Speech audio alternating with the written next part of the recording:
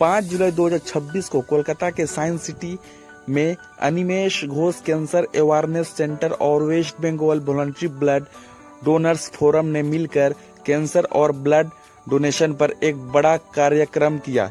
इस कार्यक्रम को एस्ट्राजेनेका फार्मा इंडिया लिमिटेड का सहयोग मिला। ये कार्यक्रम अनिमेश घोष की याद में रखा गया। इसका मकसद लोगों को कैंसर से बचाव, समय पर जांच, सही इलाज और ब्लड डोनेशन की अहमियत बताना था। इस कार्यक्रम में डॉक्टर अमित दत्ता दौरी, डॉक्टर धर्मेंद्र कुमार रॉय, डॉक्टर जयदेव चंद और अपूर्वा घोष के साथ कई डॉक्टर और समाज सेवी शामिल हुए। इस मौके पर डॉक्टर श्यामल बरन मुखर्जी और सुभाष मणि सिंह को अनिमेश घोष सम्मान और टीचर नूरुल इस्लाम को डॉक्टर अमूल्या भूषण गुप्ता सम्मान से सम्मानित किया गया।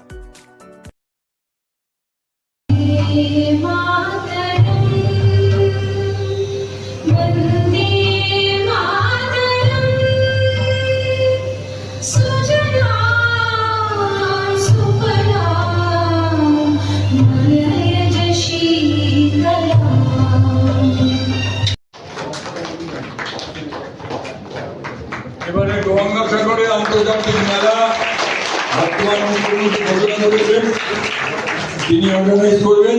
কেউ যদি গঙ্গাসাগরে গিয়ে আনন্দ উপভোগ করতে চান তাহলে শ্যামল বরণ মুখার্জির সাথে যোগাযোগ করতে পারেন। 49 বছর ধরে গঙ্গাসাগর মেলা পরিচালনার দায়িত্বে আছে, এখনো চালাচ্ছেন জেলার পর। অর্থের জন্য সবকিছু নয়, অর্থ না হলেও কাজ করা যায়, মনের মধ্যে রাখতে হয়।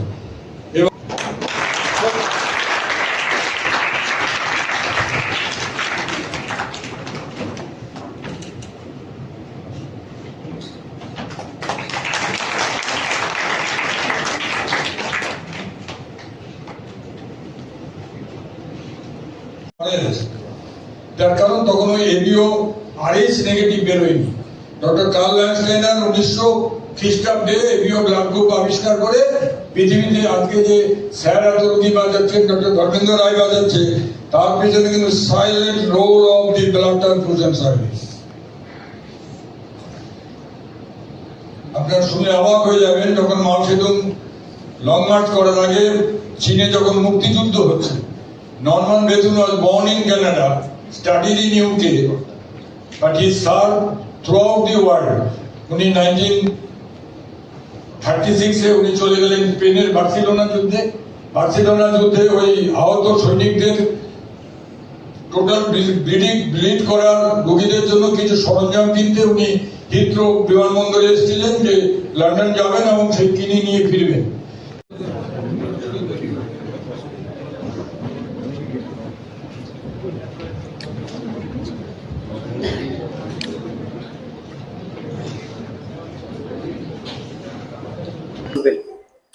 এটা বেশ ইম্পর্টেন্ট প্রোগ্রাম ছিল গো। এই প্রোগ্রামের মাধ্যমে আমরা কয়েকটা ইম্পর্টেন্ট মেসেজ দিলাম। প্রথম মেসেজ ছিল কি ক্যান্সারটাকে, যে ইনফেকশনের জন্য ক্যান্সার হয় তাকে প্রিভেন্ট করা যায় কি করা যায় না।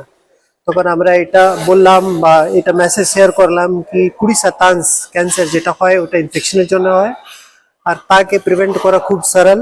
আমরা শুধু ভ্যাকসিন দিয়ে তাকে প্রিভেন্ট করতে পারি। আমরা সায়েন্সে দুইটা ইম্পর্টেন্ট ভ্যাকসিন জানি যেটা দিয়ে দিলে ইভেন্চুয়ালি ক্যান্সার হওয়ার চান্সটা নেমে আসে বা না হয়।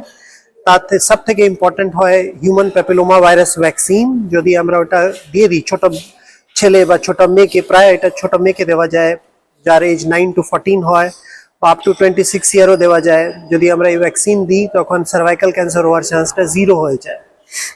আর এটা 2টা বা 3টা শট লাগে ভ্যাকসিনের, ডিপেন্ড করে কি কত বছরের পেশেন্টে বা কত বছর মেয়ের age.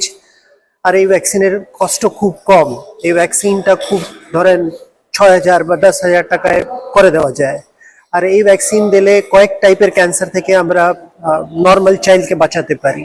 Cervical cancer, anal canal cancer, penile cancer, আর কয়েকটা বেনাইন ডিসঅর্ডার যেরকম জেনাইটাল ওয়ার্ট, তা থেকেও আমরা বাচ্চা মেয়েকে বাঁচাতে পারি। আর যদি বাচ্চা ছেলেকেও দেওয়া যায় তখন পেনাইল ক্যান্সার বা অ্যানাল ক্যানাল ক্যান্সার হওয়ার চান্সটা কমে আসবে।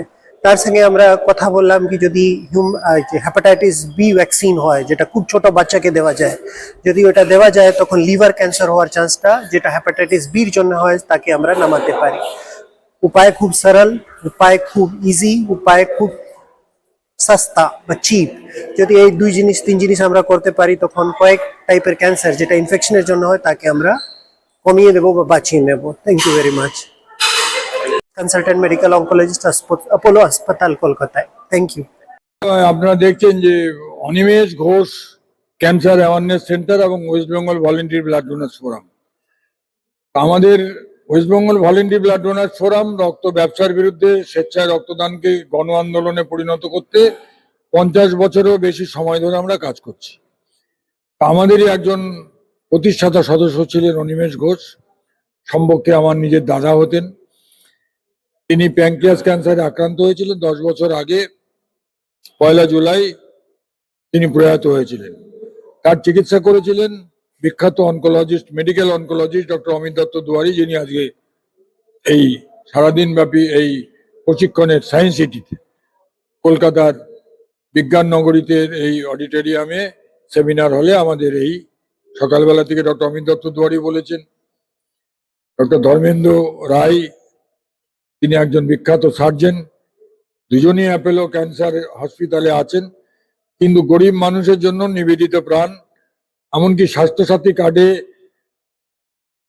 কেমোথেরাপি, রেডিয়েশন আমাদের পেশেন্টের জন্য ওনারা অ্যাপোলো মতো হাসপাতালে ব্যবস্থা করে দেন, কোনো রকম আর্থিক লাগে না।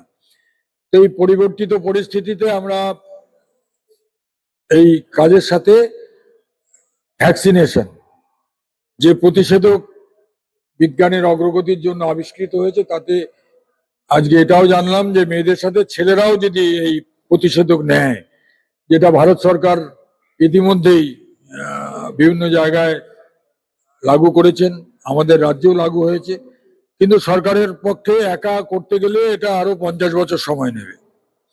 স্বেচ্ছাসেবী সংগঠনকে এগিয়ে আসতে হবে, এই প্রতিষেধকের পরিমাণ বৃদ্ধি করতে হবে, এবং সকলের জন্য যদি এটা করা যায় তাহলে ক্যান্সার অনেক ক্ষেত্রেই এখন কিন্তু সম্পূর্ণ নিরাময় হয়ে যায়।